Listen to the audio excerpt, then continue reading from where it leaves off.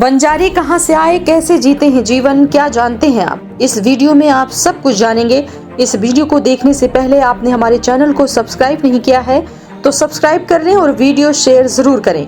दोस्तों, बंजारा ये नाम सुनते ही दिमाग में सबसे पहले यही आता है कि ऐसे लोग जो कहीं एक जगह स्थायी रूप से नहीं रहते, उनका एक समूह होता है। वो बैलगाड़ियों या ऊँटों पर सामान लाद कर एक जगह से दूसरी जगह भटकते रहते हैं। उनके समूह का एक मुखिया होता है जो बहुत ईमानदार और स्वाभिमानी होता है। वे अनोखे वेशभूषा वाले और अच्छे रंग रूप वाले होते हैं, इत्यादि। लेकिन आपको इस बात की हैरानी नहीं होनी चाहिए कि बंजारे का ऐसा चित्रण हमारे दिमाग में बॉलीवुड की फिल्मों ने बिठाया है। कई फिल्मों में बंजारा समाज को दिखाया गया है। कई गाने हैं जिसमें बंजारा शब्द सुनने को मिलता है। अब आइए जानते हैं बंजारा समाज का इतिहास। बंजारा शब्द की उत्पत्ति कैसे हुई? दोस्तों, ऐतिहासिक रूप से बंजारा खानाबदोश थे और मवेशी रखते थे। वे नमक का व्यापार करते थे। बंजारे कभी राजाओं की सेना के लिए रसद पहुंचाते थे। भारत भर में अनाज की आपूर्ति करते थे। ये व्यापारी प्रजनन विशेषज्ञ और ट्रांसपोर्टर का काम करते थे।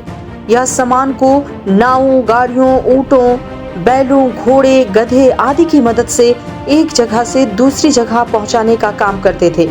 इस तरह से ये व्यापार और अर्थव्यवस्था के एक बड़े हिस्से को नियंत्रित करते थे।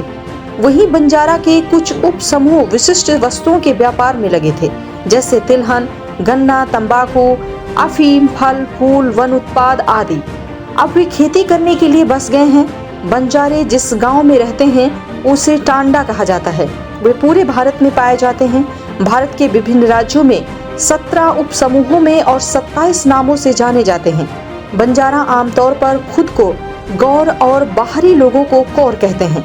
इतिहासकारों का मानना है कि 14वीं शताब्दी के आसपास ये समुदाय बंजारा के रूप में जाना जाने लगा, लेकिन इससे पहले इनका लमन से कुछ जुड़ाव था, जो ये दावा करते हैं कि उनका इतिहास 300 साल पुराना है। इतिहासकार इरफान हबीब का मत है कि बंजारा शब्द की उत्पत्ति संस्कृत से हुई है, जिसे वणिज, वाणिक या वणिक के रूप में अनुवादित किया गया है।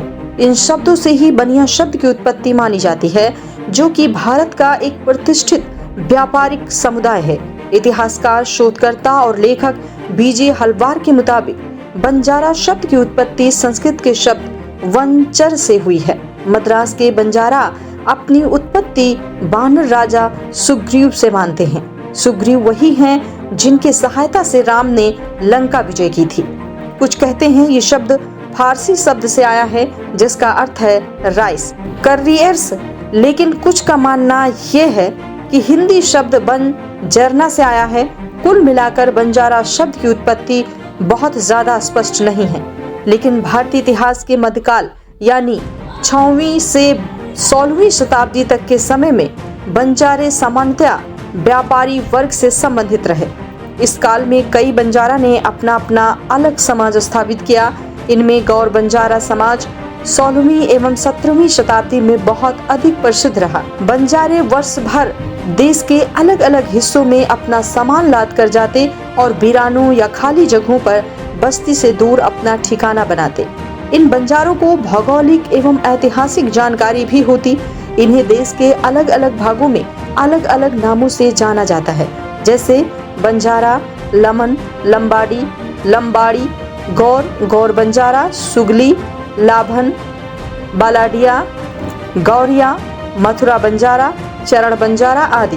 कर्नाटक में इन्हें बनिजागरू के नाम से जाना जाता है। आप समझते हैं कि बंजारा किस कैटेगरी में आते हैं।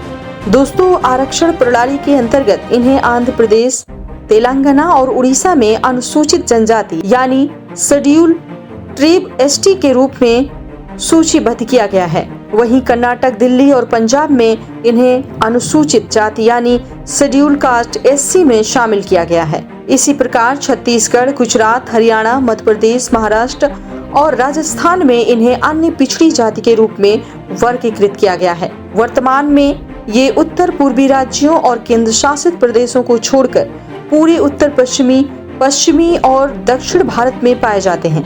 ये मुख्य रूप से राजस्थान, उत्तर प्रदेश, महाराष्ट्र, कर्नाटक, तेलंगाना, आंध्र प्रदेश, तमिलनाडु, गुजरात, मध्य प्रदेश, उड़ीसा और पश्चिम बंगाल में पाए जाते हैं। बंजारा हिंदू धर्म को मानते हैं और हिंदी संस्कृति और रीति रिवाजों का पालन करते हैं।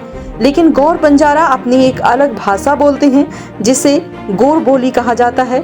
गोर बोली को लमनी, लंबाडी, गोरमती या बंजारी भी कहा जाता है। इतिहासकारों का मानना है कि बंजारा या लमन मूल रूप से अफगानिस्तान के रहने वाले थे।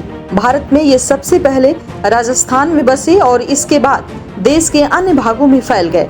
इन्हें भारत का जिप्सी भी कहा जाता है। प्रोफेसर DB नायक के अनुसार रोमा जिप्सियों और बंजारा लमानी के बीच सांस्कृतिक समानताएं हैं। एक अन्य मान्यता के अनुसार अधिकांश खानाबदोश समुदायों की तरह ये भी राजपूत वंश से होने का दावा करते हैं। BG हल्वर के अनुसार यह मिश्रित जातीयता के प्रतीत होते हैं और संभवतः ये उत्तर मध्य भारत में उत्पन्न हुए हैं। ब्रिटिश सरकार की जनगणना 1891 में कुछ बंजारों ने चौहान, तंवर, पंवार, राठौर, जादौन लिखाया। ये सारे राजपूत वंश हैं। इससे इनके राजपूत होने का भी पता चलता है। दोस्तों, बंजारी कुछ खास चीजों के लिए बेहद प्रसिद्ध हैं, जैसे नृत्य, संगीत, रंगोली, कशीदाकारी, गोदना और चित्रकारी। बंजारा समाज पशुओं से बेहद लगाव रखते हैं। आमतौर पर बंजारा पुरुष सिर पर पगड़ी बांधते हैं, कमीज या झब्बा पहनते हैं, धोती बांधते हैं, हाथ में नारमुखी कड़ा, कानों में मुर्कियां व झेले पहनते हैं। अधिकतर ये हाथों में लाठी लिए रहते हैं। वहीं बंजारा समाज की महिलाएं बालों की फलियां गूंथकर उन्हें धागों में पिरोकर चोटी से बांध देती हैं। महिलाएं गले में सुहाग का प्रतीक दोहड़ा पहनती हैं, हाथों में चूड़ा, नाक में नथ, कान में चांदी के ओगन्या, गले में खंगाला, पैरों में कड़ियां, नेबरियां, लंगड़, उंगलियों में बिछिया, अंगूठे में गुछला, कमर पर करधनी या कंधौरा, हाथों में बाजूबंद, डोंडिया, हाथ पान व अंगूठियां पहनती हैं। कुछ महिलाएं घाघरा और लहंगा भी पहनती हैं, लुगड़ी ओढ़नी ओढ़ती हैं। बूढ़ी महिलाएं कांचली पहनती हैं। दोस्तों, इन सब के इतर आज के दौर में कुछ बातें जो चिंताजनक हैं, वो हैं बंजारों के बारे में हमारी सोच। जिन्हें हम बेघर बेगार समझते हैं, उनका त्याग और बलिदान जानकर हमारा सिर शर्म से झुक जाएगा। विषम परिस्थितियों में भी दूर दूर खाने पीने और दूसरी जरूरी चीजों को पहुंचाने में इन्हें कितनी तकलीफों का सामना करना पड़ता होगा, आप ये सोच भी नहीं सकते। ऐसे कामों में कई दिन लगते हैं, इसीलिए इनके परिवार भी साथ चलते थे। समाज की सेवा में यह भूल ही गए कि अस्थायी घर भी होना जरूरी है। इनकी स्थिति पहले काफी अच्छी होती थी। जिस भी गांव में 15 दिन तक रुकते, वहां पर बैल की एक जोड़ी उस गांव को देकर आगे बढ़ते। ये अरब तक जाते थे, वहां उनका सामान खरीदते। नृत्य देखने के लिए दूर दूर से लोग झुंड बनाकर आते थे। उनका बहुत सम्मान होता था। गांव में ऐसे स्वागत होता था जैसे कि सारा गांव उनकी ही बाट जो रहा हो। गांव के लोग उनके पास आते ही बोलते, हम आज आपकी मेजबानी करेंगे। मस्त मौला हंसते गाते एक जगह से दूसरी जगह जाने के रास्ते में इनकी महिलाएं दूसरी स्थानीय महिलाओं को गोदना लगाती थीं। जगह जगह पर कुएं और तालाब खोदे। आज हमने इनको भुला दिया है। अंग्रेजों ने इनकी कमर तोड़ने में कोई कसर नहीं छोड़ा। व्यापारिक प्रतिद्वंदी मानकर बंजारों को जन्मजात क्रिमिनल घोषित कर दिया, जिससे वो अब केवल नमक में सिमट गए। आगे चलकर ब्रिटिश सरकार ने नमक के व्यापार पर भी रोक लगा दी और उन्हें गरीबी के दलदल में झोंक दिया। आज के भारत में बंजारा समाज की जनसंख्या अनुमानित रूप से 6 करोड़ से ज्यादा बताई जाती है। भारत में मुख्य रूप से बंजारा समाज की 51 से अधिक जातियां पाई जाती हैं। बंजारा समुदाय के अंतर्गत कई प्रकार के गोत्र पाए जाते हैं। 6 चौहान, 7 राठौर, 12 पवार, 1 जाधव, 1 तुंवर, इसमें भी सपावट, कुर्रा, कालथिया, लादड़िया, कैढुत, मूड़ आदि गोत्र सम्मिलित हैं। अधिकतर चंद्रवंशी या सूर्यवंशी हैं। देश और धर्म के विकास में बंजारा समुदाय की महत्वपूर्ण भूमिका रही है। इस समाज में भी कई बड़े संत हुए हैं।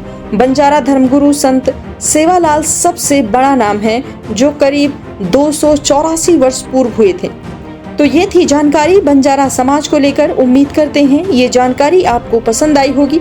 इसके अलावा आपको कोई जानकारी है वो हमें कमेंट बॉक्स में बताएं, जिसे हम आगे आने वाले एपिसोड में जरूर बताएंगे। वीडियो शेयर करें और अपनी प्रतिक्रिया भी हमें लिखें। शुक्रिया।